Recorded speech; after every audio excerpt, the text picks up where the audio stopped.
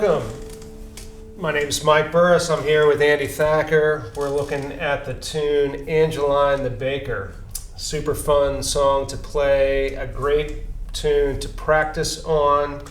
You can change the key and practice in different keys to kind of work on your triad playing or just kind of focusing on one sort of tonal region. It's almost a little modal sounding in a way. It just kind of stays on in the key of D and sort of on the D chord for the most part, alternating between the D and the G. So you're really only dealing with two chords, but primarily just a D tonality. So it gives you a nice opportunity to stretch out and really try some different ideas. So yeah, I would think continuing on that, the melody itself is also very sparse when it's broken down to just the core melody. So there's a lot of space to build on there. For instance, I was probably playing more than just the melody notes when we did that version. Literally just the melody notes. I was kind of, sort of playing around it. So there's a lot of great stuff to work with and flesh out the melody as well. And like you said, it's in the key of D over just the one in the four chord, the D and the G, which, wherever you are in there, as long as you're in the key of D major, you're going to be fine. There's some spots to play around with some other tonalities too. You get a couple little blue notes in there, some chromaticisms. But yeah, it's got a lot of possibilities, especially being as simple as it is.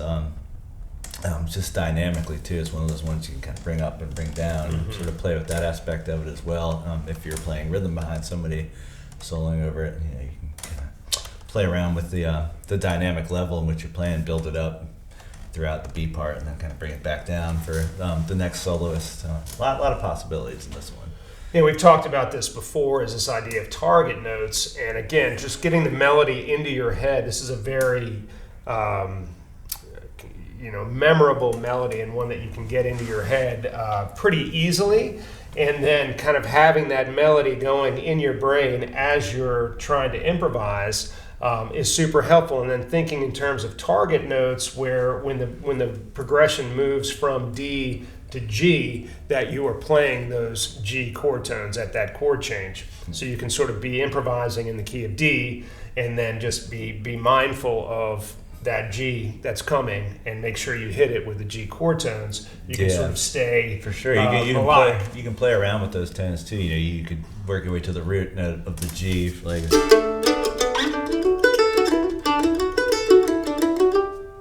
But you can also come in on the third, which would be the B, like.